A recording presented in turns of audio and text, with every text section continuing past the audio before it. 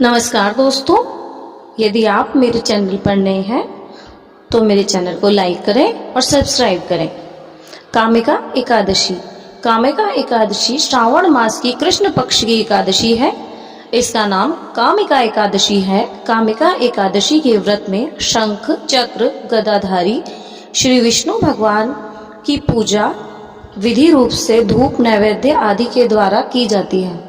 इस व्रत के करने से मनुष्य का ब्रह्म हत्या आदि के समस्त पाप नष्ट हो जाते हैं और वह इस लोक में सुख भोग कर अंत में विष्णु लोक को जाते हैं। कामिका एकादशी का महत्व।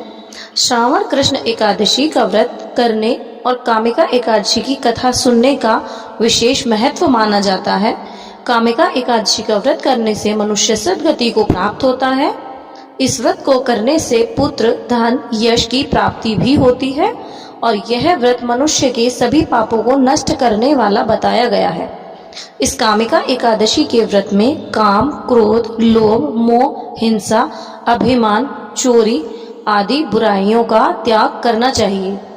जो इस प्रकार विधि पूर्वक कामिका एकादशी का व्रत करता है वह संसार के सभी सुखों को भोगता हुआ स्वर्ग लोक में जाता है।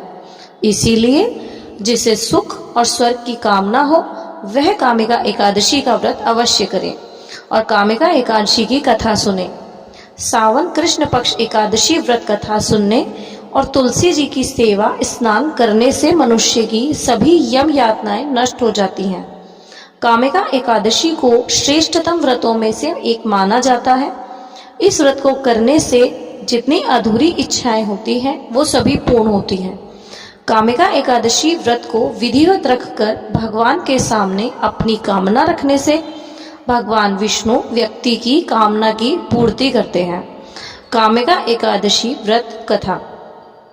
पुराने समय में एक गांव में एक क्षत्रिय रहा करते थे। वह अत्यंत क्रोधी स्वभाव के थे। एक बार एक ब्राह्मण और क्रोधी क्षत्रिय का किसी बात को लेकर झगड़ा हो गया।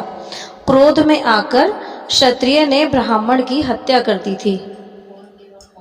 अतः उसने अपने अपराध और ब्राह्मण की हत्या से लगने वाले पाप को नष्ट करने के लिए वह क्षमा हेतु ब्राह्मण की क्रिया करवानी चाहिए, किंतु ब्राह्मणों ने उसे क्रिया में शामिल होने से मना कर दिया, जिस कारण वह ब्रह्म हत्या का दोषी हो गया।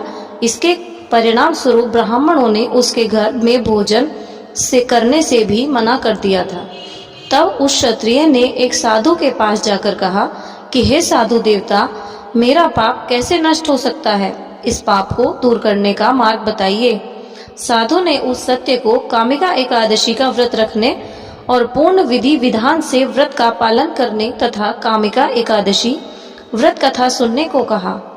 मुझ क्षत्रिय ने साधु महाराज के बताए अनुसार ही पूर्ण विधि विधान से कामिका एकादशी का व्रत किया तथा कामिका एकादशी व्रत कथा सुनकर व्रत पूर्ण किया।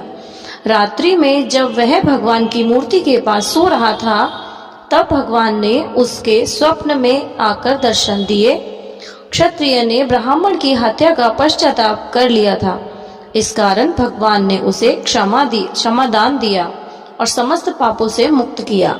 हे भगवान, जिस प्रकार आपने उस क्षत्रिय के पापों का विनाश करके उसको सद्बुद्धि दी, उसी प्रकार कामिका एकादशी का व्रत करने वाले को, कामिका एकादशी व्रत कथा सुनने वाले को और इस एकादशी की व्रत कथा सुनाने वाले को सभी को पापों से मुक्त करना और सद्बुद्धि देना।